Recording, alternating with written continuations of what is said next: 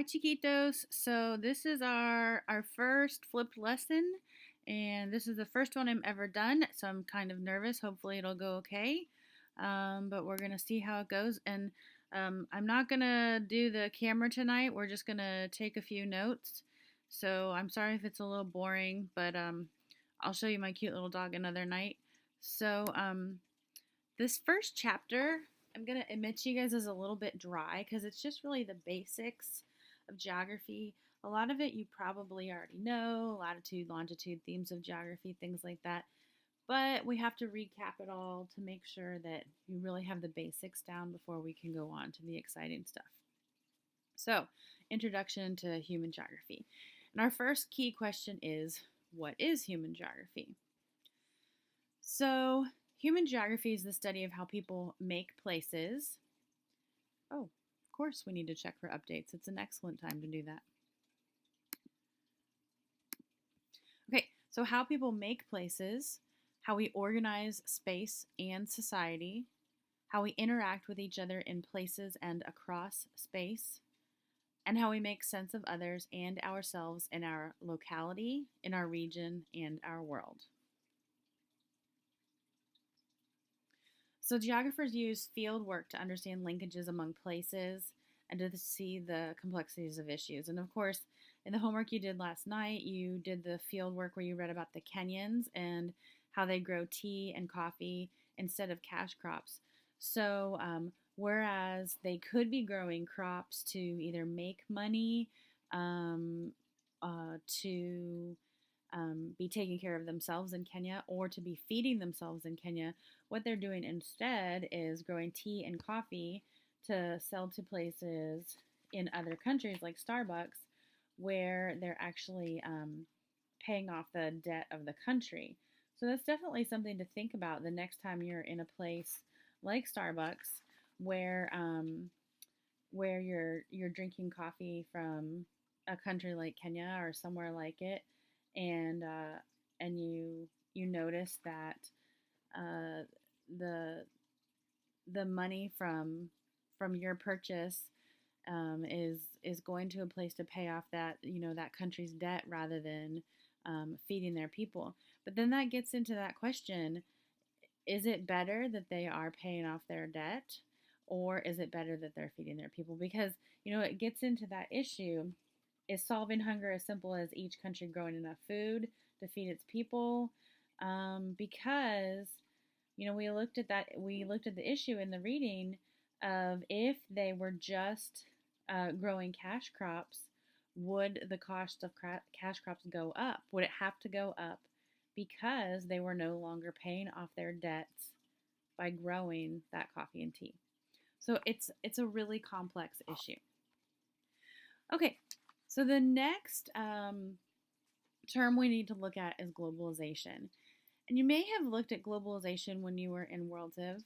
Well, if you're in WAP, you may have looked at it in a different way. But globalization, when we look at it in World Civ, is really very basic, and we kind of look at like, hey, ideas are spreading. Hey, there are McDonald's everywhere, and we are gonna look a little bit later on at how McDonald's is everywhere, and that's pretty interesting. But globalization, as far as human geographers are concerned, is much more complex. So, globalization to human geographers is a set of processes that are increasing interactions, deepening relationships, and heightening interdependence without regard to country borders. So, all those things are happening regardless of where countries begin and end. And it's a set of outcomes that are unevenly distributed, varying across scales, and differently manifested throughout the world. And we'll talk more about that as we move on. So in your book, it asks you to imagine and describe the most remote place on Earth you can think of 100 years ago. And now describe how globalization has changed this place and how the people there continue to shape the place to make it the place it is today. So it's hard to imagine that every place on the planet has been affected by human beings. So every place on the planet has actually been touched by human beings. Because you think about um, places in the mountains or places that are very remote that you imagine can't possibly have been affected by people, but every place on the planet has been. So think about a remote place. Um, I like to imagine perhaps places in like the jungles of Brazil. Um, and then imagine how people have changed and shaped that place.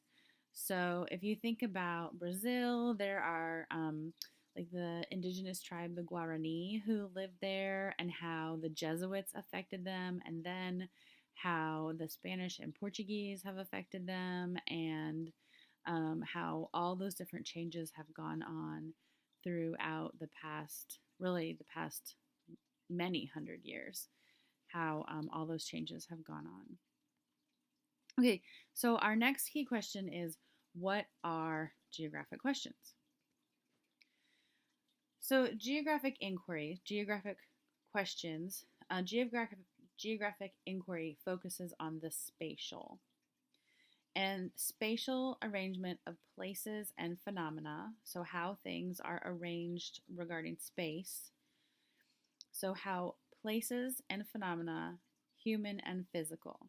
So how places are arranged and how humans and other physical things are arranged.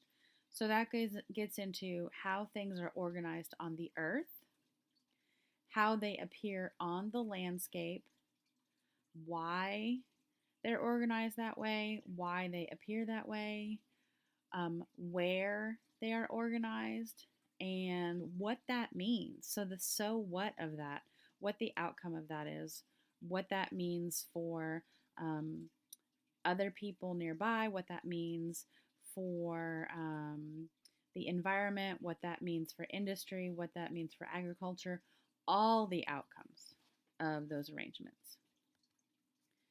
Spatial distribution. What processes create and sustain the pattern of a distribution? So in your book, there's an example of a doctor in England. Let me turn to the right page to find that example. Okay, here we go. This is Dr. John Snow in 1854. He's a noted anesthesiologist in London. And what he does is he maps the cases of cholera in London's Soho district. And what he's able to determine by mapping all these cases. So what he's doing is he's putting a red dot on each of the cases of cholera. And cholera is a really, really awful disease that I often describe it, because I frequently describe cholera. But actually, we talk about cholera in World Civ during the Coleman Exchange, and we talk about cholera in Arts and Humanities because Tchaikovsky died from cholera. But cholera is kind of like getting the flu, really, really bad, and then you die. So what this guy, Dr. Snow, did is he maps all the cases of cholera, putting a red dot on them. And then the P's that you see here, all the P's, are the water pumps. And so what Dr. Snow is able to figure out is that most of the cases, so you see the greatest number of cases here, where you see most of the red dots, are closest to this water pump right here. So what he does is he asks the city or the people in authority in charge of the water, he asks them to take the handle off of this pump so people can't pump from that, people can't get water from this pump anymore. That way, decreasing and eventually eliminating the cases of cholera in the city. So that is how it was actually determined that cholera came from eating food or water contaminated by feces or other, well, it's feces. I'm just going to tell you that. It's feces in the water. Don't do that. So there's actually another great example of of a cholera water situation. And what's funny is your book kind of alludes to the situation. So they talk about how the cholera epidemic spreads. And it says, let's see, let me see. Okay, it says, soon a second cholera pandemic struck. It lasted from 1826 to 1837 when cholera crossed the Atlantic and attacked North America. Now look at this, friends. Let me see if this bad boy will close here.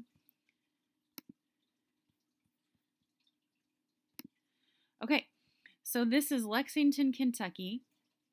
1833, over 500 residents had perished in one of the worst cholera outbreaks of the city's history, but the death toll would have been much worse had it not been for William. His nickname's King Solomon.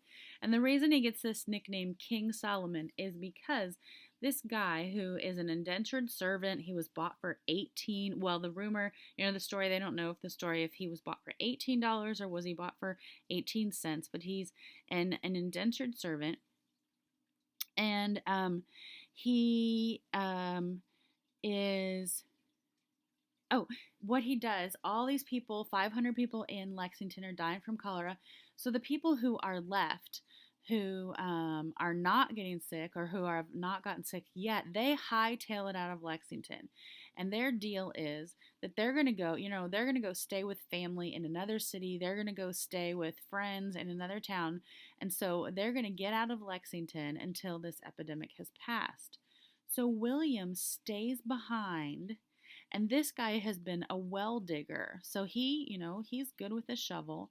So what he does is he buries all the bodies in, at the time, this local cemetery. So people get back and they're like, wow, William took care of everything. He cleaned up. So they nickname him King Solomon from the Bible, the guy who's able to, kind of help people make good decisions.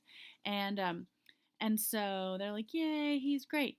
So what do you guys think the deal is? Why is he able to stay there and not get sick? Think about how cholera is spread.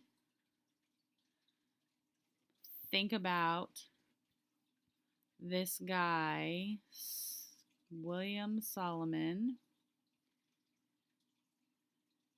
So as it turns out, because Solomon is like the town drunk, he's not drinking the water. He's not drinking the water, which is where cholera is found, or how cholera spreads through feces in the water. He's not drinking the water, he's drinking alcohol. And so, because he's the town drunk, Solomon doesn't get cholera. Well, as it turns out, he doesn't get cholera until later on in his life. And he ends up dying of cholera. It says, in a sad example of irony, he dies from cholera in 1854. Probably he was like, I'm going to stop drinking. I'm going to do it this year. And then he drinks some bad water. So, but here's the really cool thing. There's a huge monument tombstone to him. This is it. In the Lexington Cemetery. So if you ever want to take like a little jaunt out to Lexington, the Lexington Cemetery, if you go out Leestown Road, you can see this in the Lexington Cemetery. Okay, so let's go back to our amazing notes.